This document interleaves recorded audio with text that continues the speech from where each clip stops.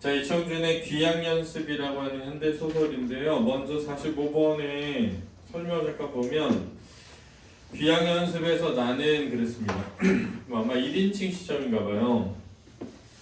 도시 질서에 적응하지 못한다. 나는 고향을 도시와 대립된 공간으로 인식하고 고향을 행복했던 곳으로 이상화하며 고향에 대한 기억을 왜곡한다.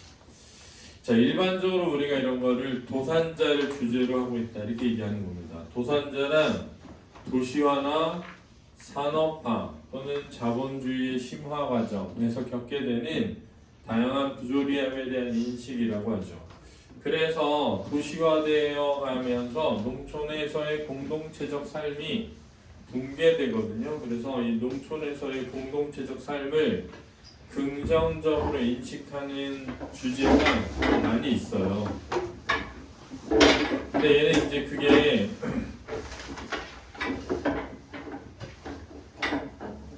왜 굳이 거기 앉아? 빨리 앞으로 와. 여기 자리 있잖아.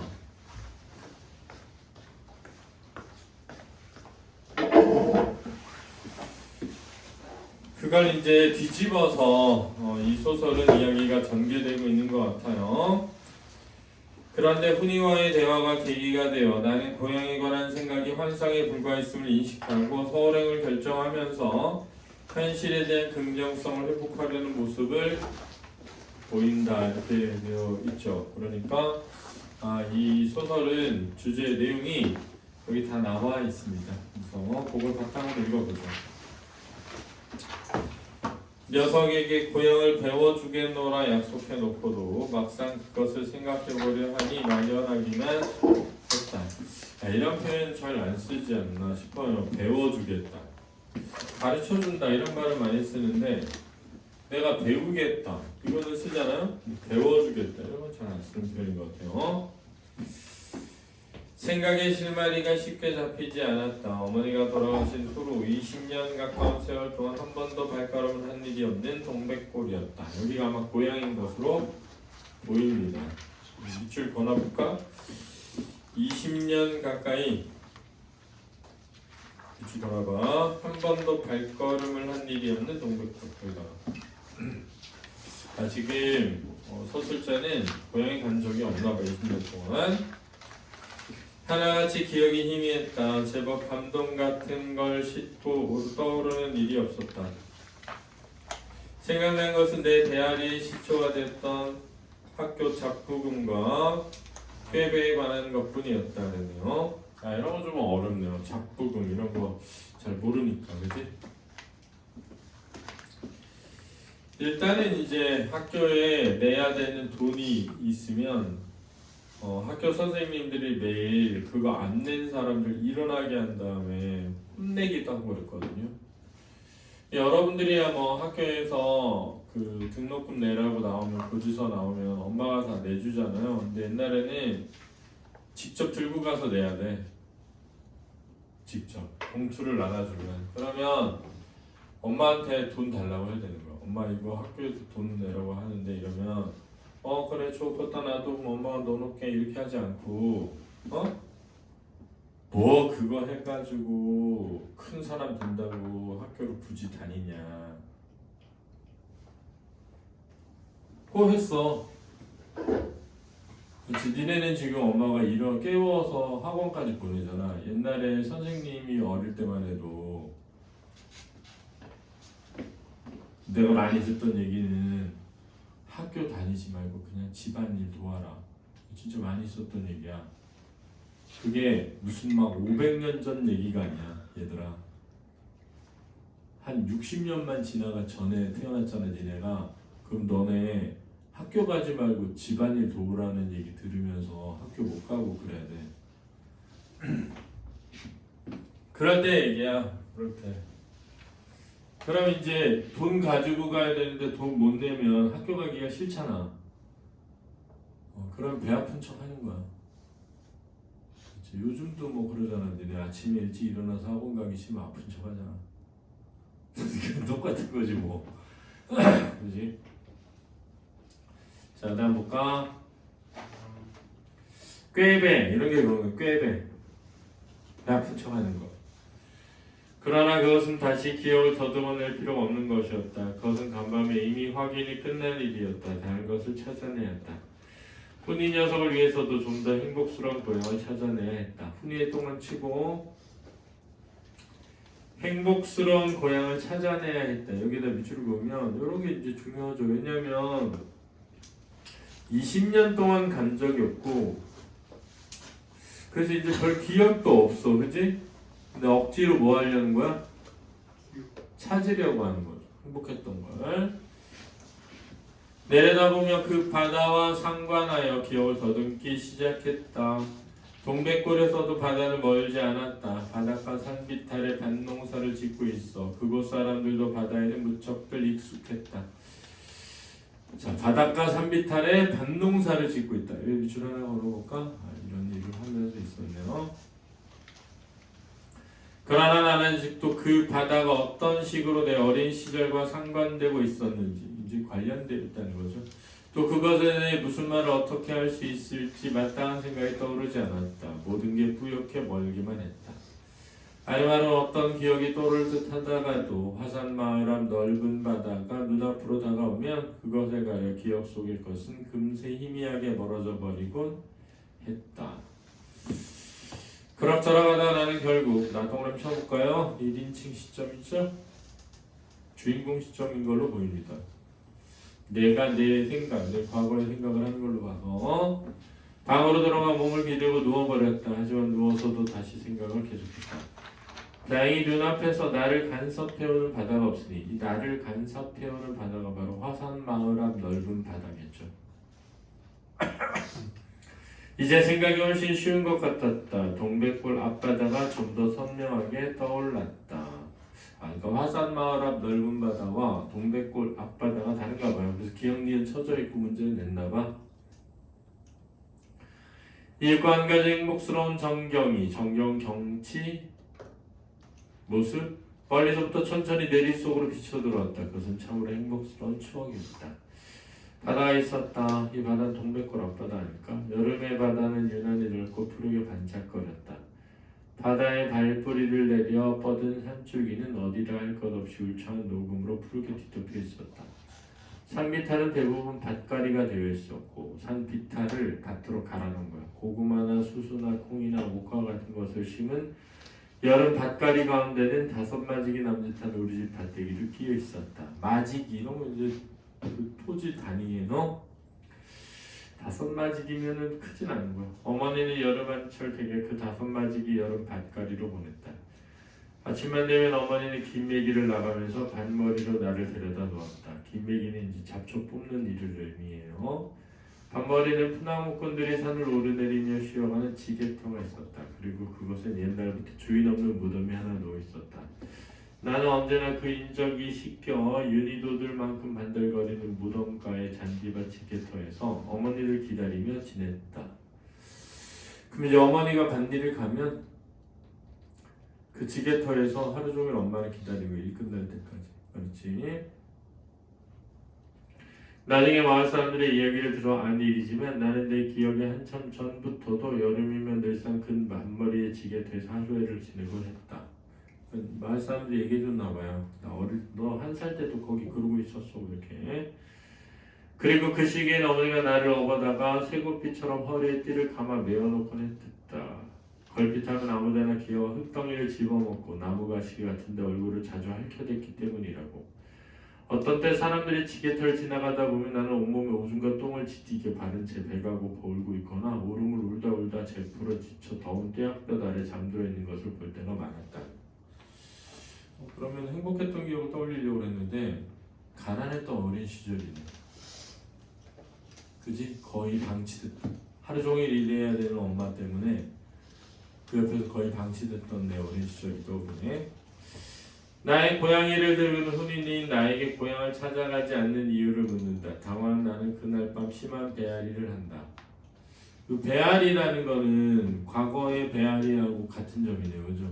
뭔가 뭐 하고 싶을 때? 외면하고 회피하고 싶을 때.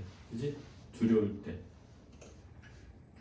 다음날 나는 차분하게 가라앉은 기분을 느끼며 기태에게 이제 화산마을에서 떠나 서울로 가겠다고 말한다. 기태도 오늘 쳐보고 화산마을 앞바다가 이제 화자가 있는 곳인가 봐요. 그래서 화산마을을 떠나게 됐죠. 악마구리 속이라도 할 수 없지. 악마구리. 악마들이 득실득실하는 곳. 어딜까? 서울이겠죠. 서울.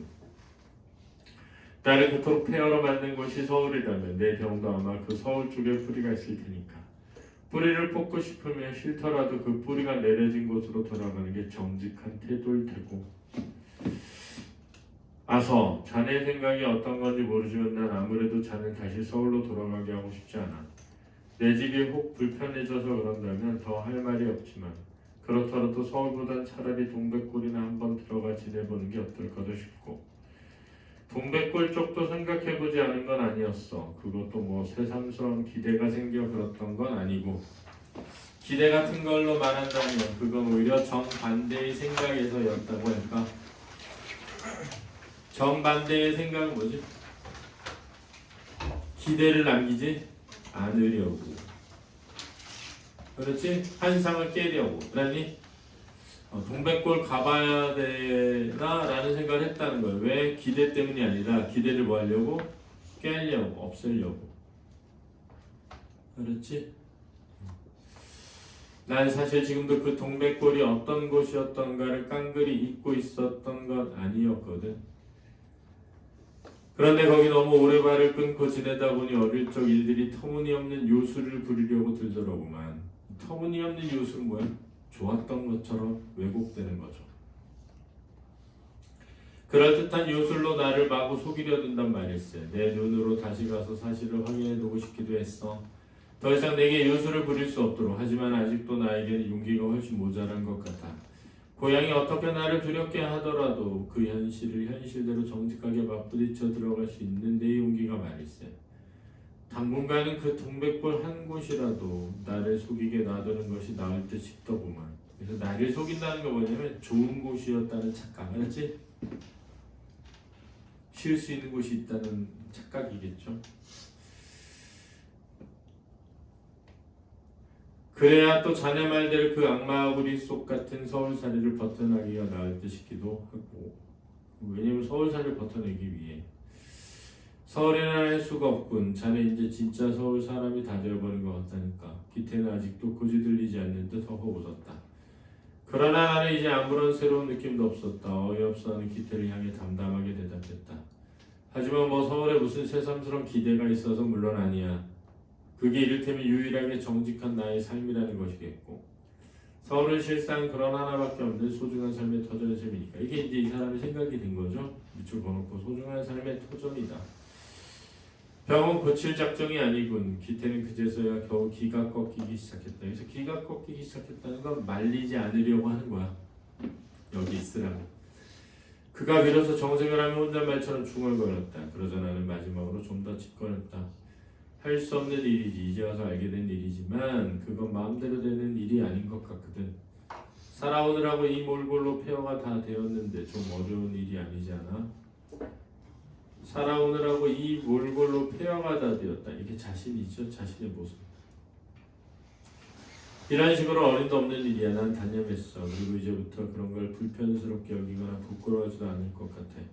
나에게 남은 게 그밖에 남은 게 없거든. 어떻게 보면 나는 그 많은 증세들 때문에 그것을 건강 삼아 지금까지 살아왔던 것 같기도 하고. 고칠 수도 없고 굳이 고치려고 하지도 않겠어. 마음에 들지 않겠지만 이게 살아있는 내 진짜 얼굴이거든. 이게 이제 폐허가 다 된 내 얼굴이죠. 그렇다면 난 다시 서울로 찾아 들어가는 것이 새삼스럽게 두려워질 일도 아니겠고. 자, 그럼 이렇게 되겠습니다. 자, 그럼 이제 나가 나오고요. 대가 나오고요.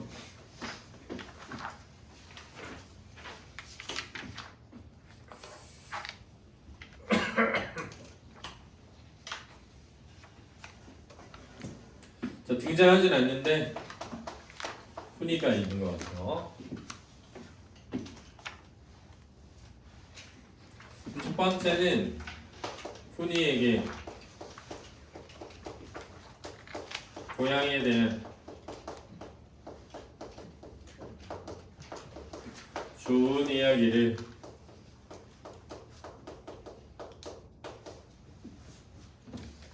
해주기 위해서 기억을 떠올려 보겠죠.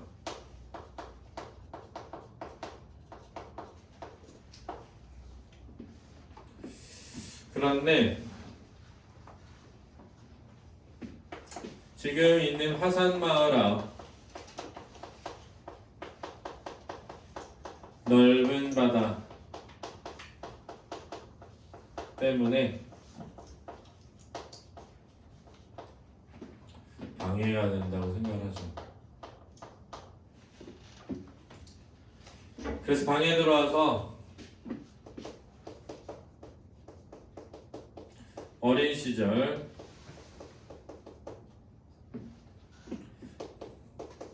밭에 있는 지게터에 방치된 채 보냈던 기억을 떠올립니다. 그리고 이제 중력이 되고요. 기태에게 악마꾸리 속이라도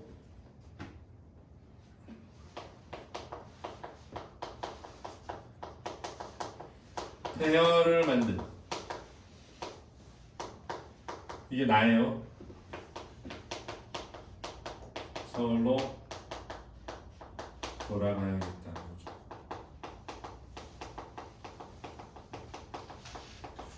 거짓말하는 거죠.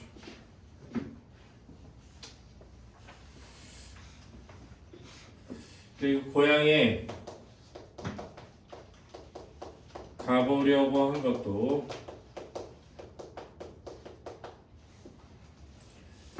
그것은 오히려 환상을 없애볼까 하는 것이기도 했죠. 근데 그 환상이라도 있어야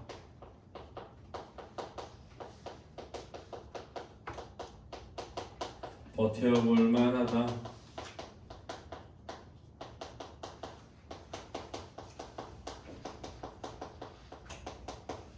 하는 거죠. 따라서 사실 고향은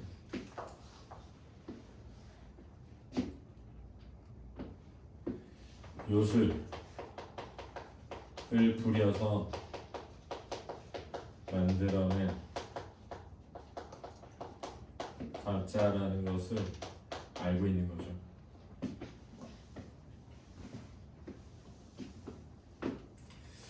기태는 떠나려는 나를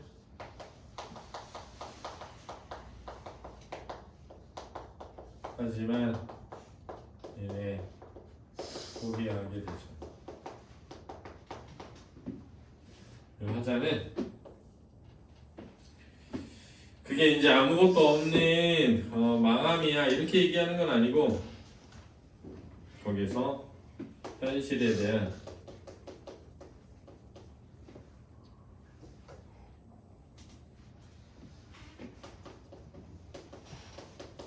긍정성을 회복하려고 합니다. 이게 이제 보기에 나와 있는 내용이죠. 내가 나오니까 1인칭 주인공 시점이 되겠고요.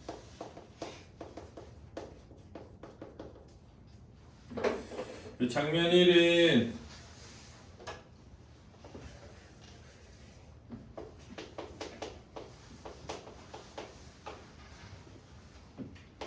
서술자의 나죠. 서술로 이루어져 있죠. 이런 말을 내적인 독백이라고 하고요. 과거의 기억을 떠올리게 되는 과정이 드러나 있고, 여기는 장면 2죠.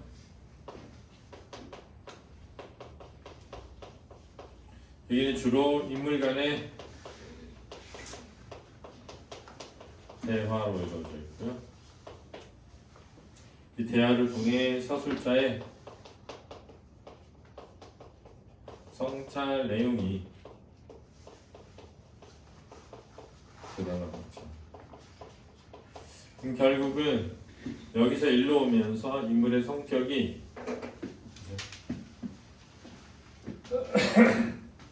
변하게 되면서 화자가 깨달음을 얻고 의지를 지닌 존재로 변해가는 것으로 보입니다. 그래서 상처를 극복해내기에 노력하는 모습이 드러난다. 이렇게 정리하면 되겠습니다.